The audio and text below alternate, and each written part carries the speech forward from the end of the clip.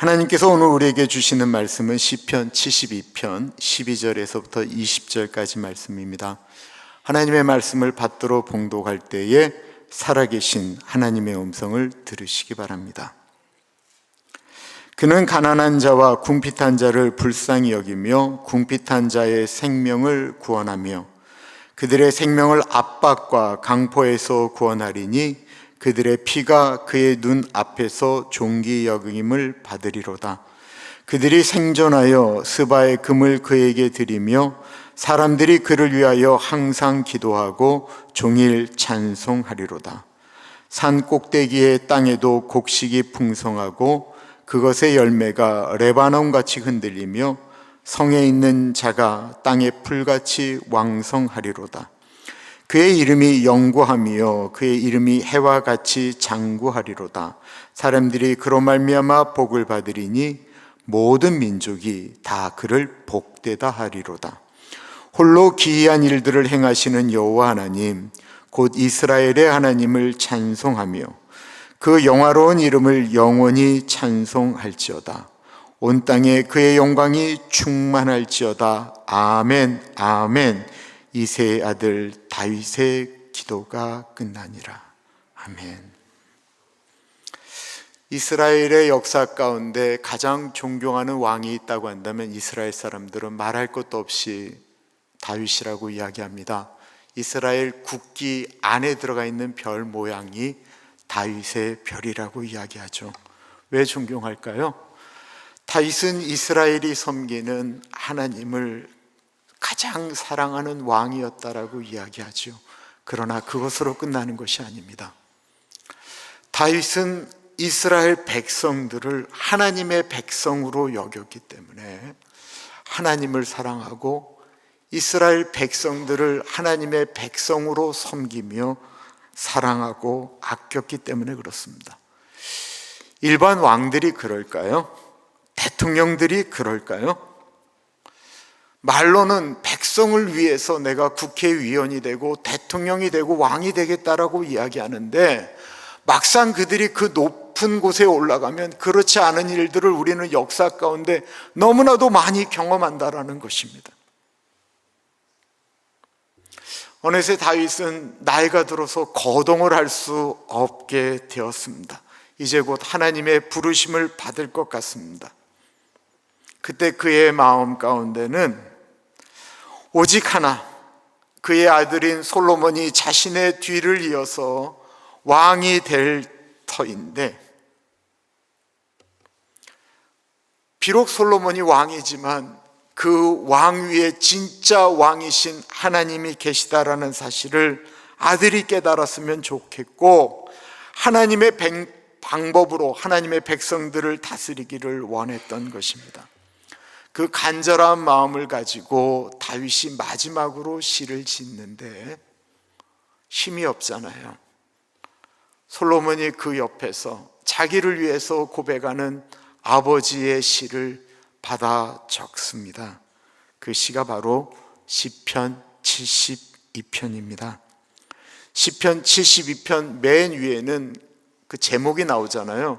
그 제목은 솔로몬의 시라고 기록되어져 있는데 20절에 보시면 이새의 아들 다윗의 기도가 끝나니라라고 하는 표현으로 이 시가 다윗의 시임을 나타내고 있습니다. 그럼 아들이 왕이 될 때 그 왕이 어떤 왕이 되기를 바라면서 기도했을까요? 우리 13절, 14절 읽습니다. 시작. 그는 가난한 자와 궁핍한 자를 불쌍히 여기며 궁핍한 자의 생명을 구원하며 그들의 생명을 압박과 강포에서 구원하리니 그들의 피가 그의 눈 앞에서 존귀 여김을 받으리로다.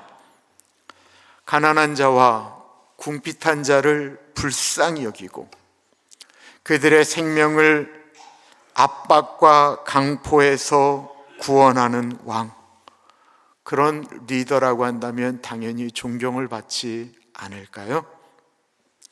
다윗이 도망 다닐 때 다윗이 죄가 없는 것을 온 백성들이 다 알았는데도 불구하고 어느 누구도 다윗 왕의 그 억울함을 풀어주려고 하지를 않았습니다. 그때 그 외로움, 그 절망감, 내가 힘이 없으니까 이렇게 당하는구나 라고 느꼈던 다윗이었기 때문에 자기 아들이 왕이 되어지면 가난하고 궁핍한 사람을 불쌍히 여기는 국률한 왕이 되기를 원했던 것입니다.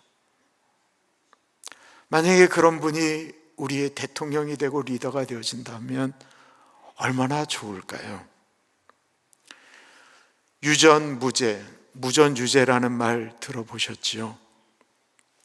저는 1988년도에 올림픽 경비대에서 근무를 해서 잠실 주경기장에서 살았습니다.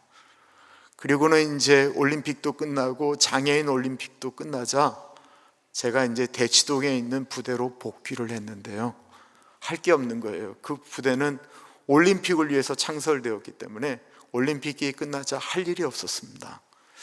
그래서 제가 그때 뭘 했냐면 대치동 우리 부대 바로 앞에 한신증권이 있었어요. 그래서 우리 지휘관들하고 제가 아침에 밥 먹으면 한신증권에 가서 주식했어요.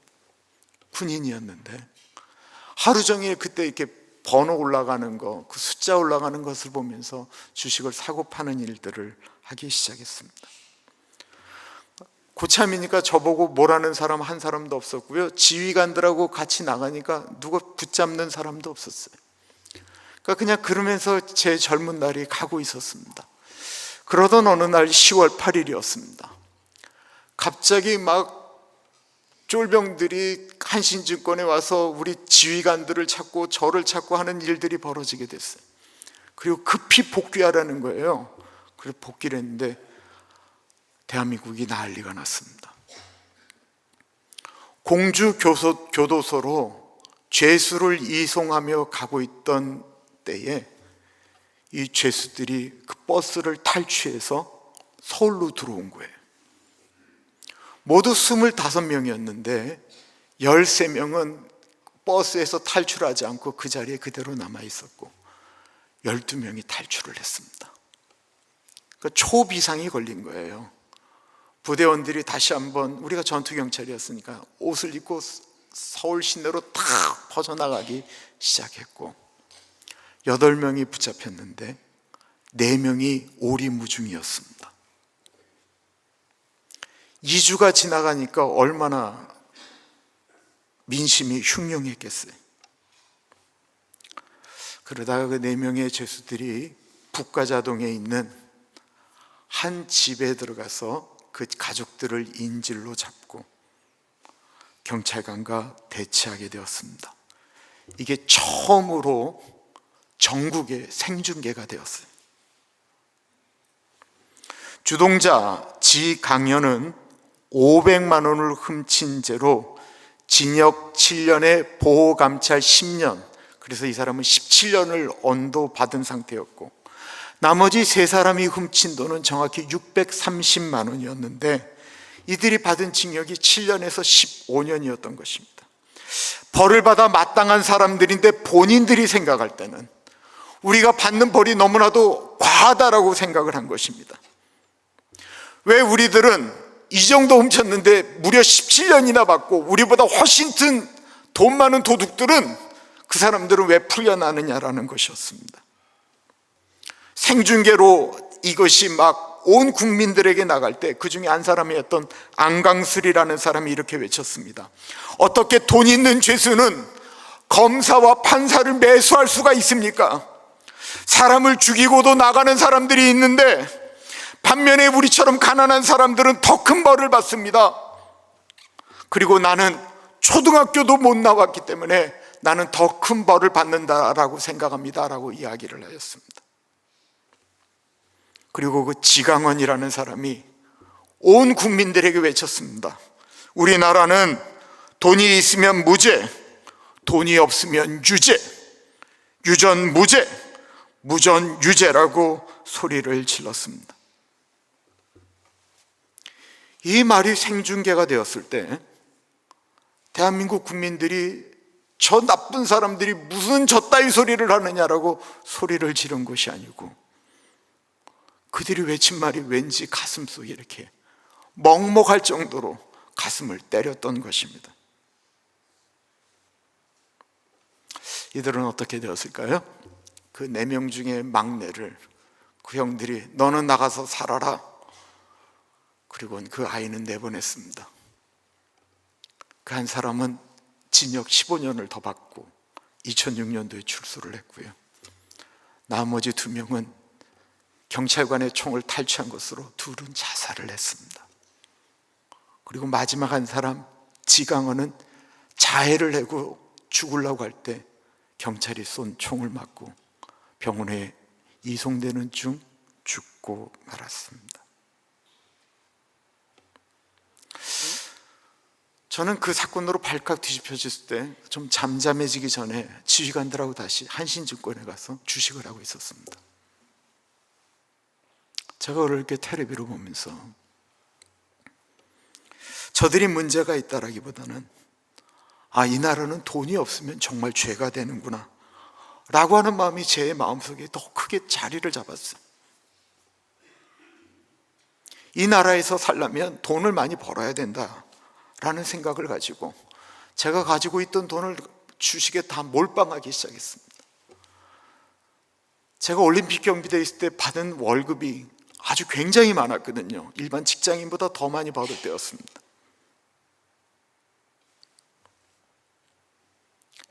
이런 마음, 유전무죄, 무전유죄라고 하는 마음이 드는 시대가 왜 없었겠습니까? 이스라엘 역사를 우리가 역대상하, 열왕기 상하를 보면서 그런 때가 얼마나 많이 있었습니까? 왕이 공의롭지 못하면 그 밑에 있는 사람들도 공의롭지가 않습니다. 에스겔 22장에 있는 말씀, 한 시대가 얼마나 부정부패했는지를 말씀하는 내용이 에스겔 22장에 나옵니다. 우리 우리말 성경으로 한번 읽어볼게요. 시작. 그 성읍의 지도자들은 먹이를 찢는 늑대들 같아서 그들은 피를 흘리고 사람을 죽이며 부당한 이득을 얻고 있다. 그의 예언자들은 허황된 계시를 보고 그들에게 거짓된 점을 쳐준다. 여호와께서 말씀하시지도 않았는데 주 여호와께서 이렇게 말씀하셨다라고 말하면서 그들 위에 회치를 했다. 그 땅의 사람들은 착취를 하고 강도질을 했다. 가난한 사람들과 궁핍한 사람들을 억압하고 이방 사람들을 부당하게 학대했다. 왕이 부패하자 그 밑에 있는 관리들은 하나님께서 보시기에 그들은 이리들과 같아서 가난하고 힘없고 능력 없는 사람들의 것을 빼앗는데 서슴치가 않았고, 그 시대에 바르게 말씀을 전해야 될 목사들, 제사장들은 하나님이 말씀하지 않았는데도 불구하고 하나님께서 이렇게 말씀하셨다라고 이야기하면서 그 거짓된 사람들에게, 왕에게, 관리들에게 하나님이 이렇게 말씀하셨다라고 하면서 축복의 이야기를 전했다라는 것입니다.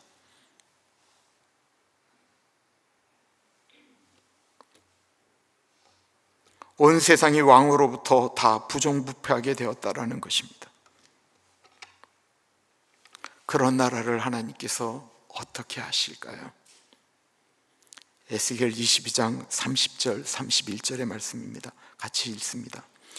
이 땅을 위하여 성을 쌓으며 성 무너진 데를 막아서서 나로 하여금 멸하지 못하게 할 사람을 내가 그 가운데서 찾다가 찾지 못하였으므로 내가 내 분노를 그들 위에 쏟으며 내 진노의 불로 멸하여 그들 행위대로 그들 머리에 보응하였느니라. 주 여호와의 말씀이니라.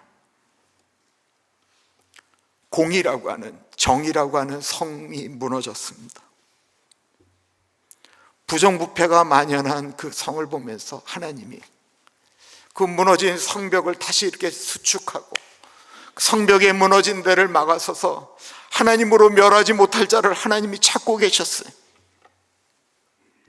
하나님이 그 성을 찾아다니면서 나로 멸하지 못할 그 한 사람을 찾고 찾다가 그 성에서는 도저히 그 한 사람을 찾지 못했어.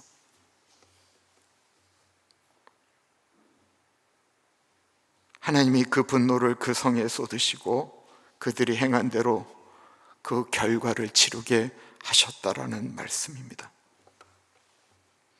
하나님은 억울한 사람이 많아지는 세상을 원치 않으십니다. 그런데 만약에 왕이 하나님의 편에 서서 정치를 한다고 한다면 어떻게 될까요? 15절, 16절 같이 읽습니다. 그들이 생존하여 스바의 금을 그에게 드리며 사람들이 그를 위하여 항상 기도하고 종일 찬송하리로다. 산꼭대기의 땅에도 곡식이 풍성하고 그것의 열매가 레바논같이 흔들리며 성에 있는 자가 땅의 풀같이 왕성하리로다. 왕이 하나님의 편에 서서 공의롭게 세상을 다스린다고 한다면 하나님께서 그 나라를 축복하시고 백성들은 자기들을 위하여 애쓰고 노력하는 왕을 위하여 기도하고 그리고 그 나라가 풍성해질 것이다라고 말씀하고 있는 것입니다. 여기서 풍성하다라고 하는 것은 돈이 넘쳐난다라는 것을 의미한다기보다요, 온 백성들이 마음속에 행복을 느끼는 거예요. 대한민국은 1년 국민 총생산 GDP라고 하죠. 유엔에 가입된 나라가 전 세계에 유엔에 가입된 나라는 193개예요. 도리어 피파에 가입한 나라가 더 많은데 193개 국가 중에 국민 총생산은 36,132불로 29위입니다. 미국은 전 세계의 5등이에요. 86,601불입니다. 그런데요, 이 전 세계 5등 안에 사는 이 미국 안에 사는 우리 이민자들이 보기에 대한민국이 미국보다 훨씬 잘 사는 것처럼 느껴집니다. 맞죠? 왜 그럴까요?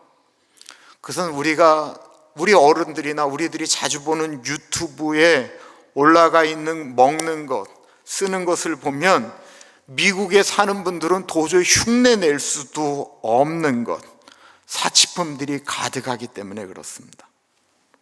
그런데요, 통계적으로 나오는 유튜브에서 우리가 보는 것처럼 대한민국 사람들이 산다고 한다면 대한민국의 국민 총생산은 1인당 15만 불이 넘어야 된다고 합니다.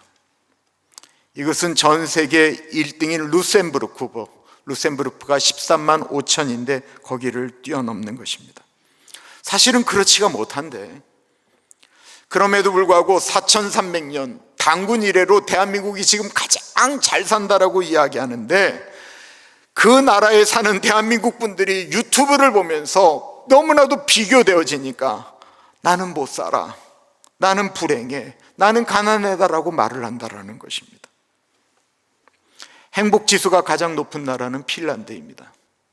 그런데 그 핀란드 위에 있었던 나라는 원래는 예전에는 늘 이야기하는 나라가 방글라데시였어요.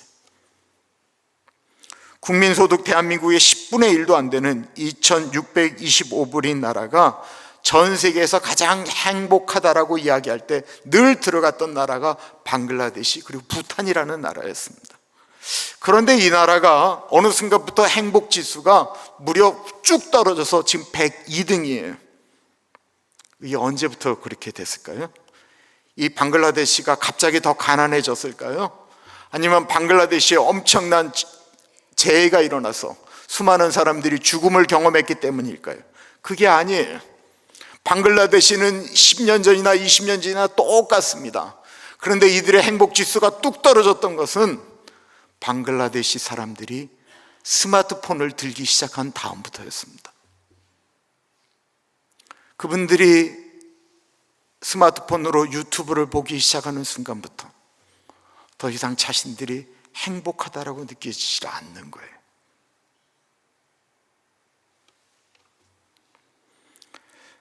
에릭 프롬이 이야기했던 행복이라고 하는 것은 소유에서 오는 것이 아닌데 어느 순간 비교하면서부터 내가 더 행복하다, 불행하다라는 이야기를 하기 시작했다라는 것입니다. 이 세상에 참된 행복이라는 것이 있을까요? 대한민국에서 제가 속한 세대를 가리켜 마처 세대라고 이야기합니다. 부모님을 봉양하는 마지막 세대 마, 그리고 자식들한테 지원을 못 받는 처음 세대, 그래서 마처 세대라고 이야기를 해요. 여기 계신 어른들도 옛날엔 자녀들이 꼬박꼬박 한 달에 용돈 줬지만 요즘 그렇게 잘 안 하잖아요. 저는 민주화도 경험했고요, 한국 사회가 고도 성장할 때 일하기 시작했습니다. 저는 삼풍백화점이 무너지고 성수대교가 무너지는 그때 그 가까운 곳에서 성경 공부를 인도하고 있었습니다. 그리고 내 친구들이 한 번에 다 직장을 그만두는 IMF도 경험했습니다. 그리고 저는 1987년도부터 대통령 선거에 투표를 하기 시작했습니다. 많은 대통령을 뵀는데 어느 대통령 때문에, 어느 왕 때문에 마음이 편해졌던 적은 없었던 것 같습니다. 너무 기대했던 김영삼 대통령이 1992년도에 금융실명제라고 하는 것을 할 때 이제 이 나라가 좀 깨끗해지겠구나 라고 기대를 했었는데, 그분 때에 IMF가 왔고 그분 때에 그분의 아들이 구속되는 것을 경험했습니다. 저는 김대중 대통령이 대통령이 되실 때 이제는 이 나라의 만국병인 지역 감정이, 아파했던 전라도 분들이 이제 대통령이 되셨으니까 이제는 좀 괜찮아지겠구나, 정말 기대를 많이 했는데, 그 이후로 지역 감정은 더 날카롭게, 더 첨예하게 이루어졌고, 김대중 대통령 때는 두 아들이 구속되는 것을 보았습니다. 왜 그런 일이 벌어집니까? 왜 대통령이 되고 왕이 되면, 자신이 대통령을 시켜주면, 내가 국회의원이 되면 내가 이렇게 백성들을 섬기겠다라고 말들은 그렇게 많이 했는데 왜 잊어버리는 걸까요? 이유는 자기들 위에 진짜 왕이 있다라는 사실을 잊어버리고 살기 때문에 그렇습니다. 다윗의 훌륭한 점은 바로 이것이었습니다. 그는 아들을 위해 기도하면서 그 아들을 위한 기도에 네 위에 진정한 왕이 있다라고 하는 것을 그 기도문에 기록을 합니다. 우리 18절, 19절 같이 읽습니다. 홀로 기이한 일들을 행하시는 여호와 하나님, 곧 이스라엘의 하나님을 찬송하며 그 영화로운 이름을 영원히 찬송할지어다. 온 땅에 그의 영광이 충만할지어다. 아멘, 아멘. 시를 마감하면서 하나님의 이름을 송축하고 아들 솔로몬이 왕이 되어서도 늘 너 위에 진정한 참된 왕이 있다라는 사실을 잊지 말라고 기록한 것입니다.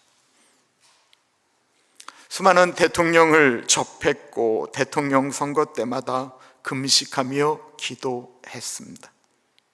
그때 드렸던 기도는 늘 똑같았습니다. 하나님을 두려워하고 하나님의 백성들을 위하는 대통령을 세워주십시오. 그리고 이 기도는 이번 대통령 선거에도 마찬가지였습니다. 수요일 날 나라를 위한 기도회를 포기 못하는 이유도 여기에 있습니다. 왜 많은 한국 분들은 대통령에 대해서 욕을 하고 이 사람이 싫다 좋다라고 이야기는 그렇게 많이 하면서 왜 나라를 위한 기도회에는 기도하를 같이 하러 오지를 않으시는 걸까요?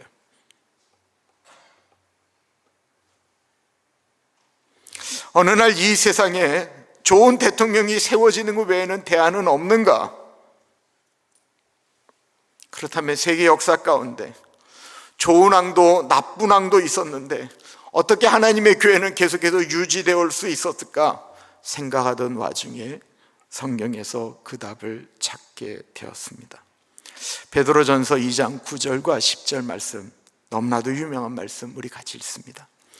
그러나 너희는 택하신 족속이요 왕같은 제사장들이요 거룩한 나라요 그의 소유가 된 백성이니 이는 너희를 어두운 데서 불러내어 그의 기이한 빛에 들어가게 하시니에 아름다운 덕을 선포하게 하려 하심이라. 너희가 전에는 백성이 아니더니 이제는 하나님의 백성이요 전에는 국류를 얻지 못하였더니 이제는 국류를 얻은 자니라. 우리가 이 베드로전서 2장인 줄은 잘 몰라도 이 내용이 정확히 들어가 있는 CCM이 있잖아요. 축복송이라고 송정미 사모님이 부른 그 축복송, 때로는 너의 앞에, 이게 그 베드로전서 2장 9절을 가지고 하신 말씀이거든요. 근데 베드로전서 2장을 묵상하다가 너무나도 큰 깨달음이 저에게 온 것입니다. 낮은 자존감, 가난함, 외모, 키, 세상에서는 경쟁력이 없기 때문에 이 나라에서 살려면 돈을 벌어야 된다. 그리고 반대로는 그래도 이 나라가 괜찮은 나라가 되려면 좋은 대통령을 세워달라고 기도하는 것 외에는 아무것도 할 수 없는 사람인데, 성경에 하나님께서 나를 너는 왕 같은 제사장이라고 말씀하셨다라는 것입니다. 하나님께서 너는 내 아들 예수 그리스도를 이 땅에 보내어서 죽을 수밖에 없는 너를 왕 같은 제사장으로 세워주셨다라고 말씀하고 있는 것입니다. 10절에 보면 전에는 국류를 얻지 못한 사람이고 본질상 진노의 자식들이어서 멸망당할 수밖에 없는데 이제는 하나님의 은혜로 사는 백성이 되었다라는 것입니다. 우리가 그 거룩하신 하나님을 아바 아버지라 부를 수 있는 특권을 주셨다라는 것입니다. 그것이 은혜인데 더 큰 은혜는 그런 부족한 우리를 불러서 하나님께서 너는 내가 택한 족속이고 왕 같은 제사장이라고 말씀하신다라는 것입니다. 이 말씀은 왕 중의 왕 하나님의 아들답게, 딸답게, 왕자답게, 공주답게 살아가라고 말씀하시는 것입니다. 대통령 때문에 이 나라가 잘 되는 것은 너무나도 복된 일이죠. 정치는 정치인들에게 맡긴다고 한다면 하나님께서 지명해서 왕 같은 제사장으로 택한 백성들은 우리가 있는 곳에서 그렇게 살아가야 된다라는 것입니다. 남편들은 하나님께서 그 가정의 왕으로 보내셨습니다. 폭군으로 살라고 보내신 것이 아니고 아내 사랑하고 자식들을 위해 애쓰고 노력하는 왕으로 하나님께서 부르셨다라는 거예요. 아내도 그 집안의 왕으로 세우셨습니다. 하나님의 딸답게 남편을 사랑하고 아이들을 양육하라고 하나님께서 그렇게 부르셨다라는 것입니다. 우리가 돈을 버는 직장에도 우리가 거하는 이것이 플라워 아파트군, 수정 아파트군, 우리는 거기마다 하나님께서 우리를 거기서 왕으로 세우셨다라는 것입니다.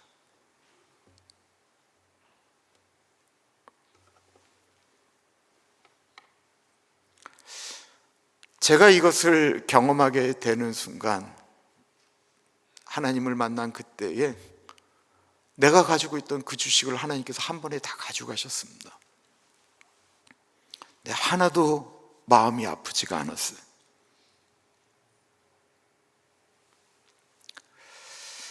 내가 움켜쥐고 나만을 위해서 살겠다라고 이야기할 때는 행복이라고 하는 것이 그것을 가지고 내 행복이다 안 행복이다를 느꼈는데, 내가 왕 같은 제사장으로 하나님이 왕인 나를 통해서 이 주변에 있는 사람들이 행복하기를 원한다라고 하는 것을 깨닫게 되는 순간 내 거를 나누면서 누리는 즐거움을 경험하게 되었습니다.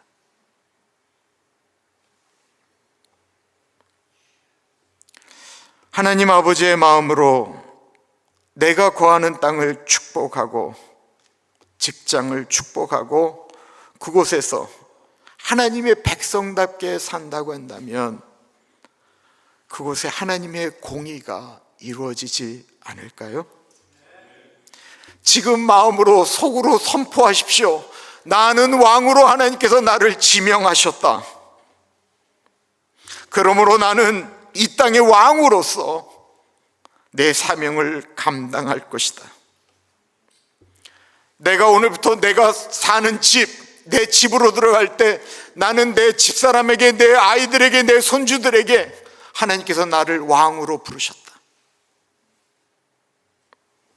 내가 하나님께서 주신 그 직임을 가지고 내가 그것을 이루며 살 것이다.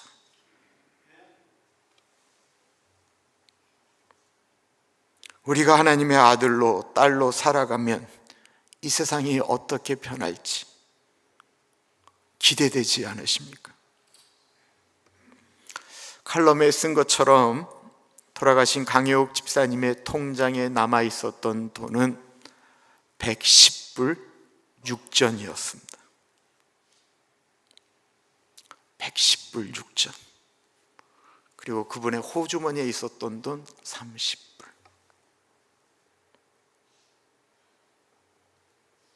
가져갈 게 없어요.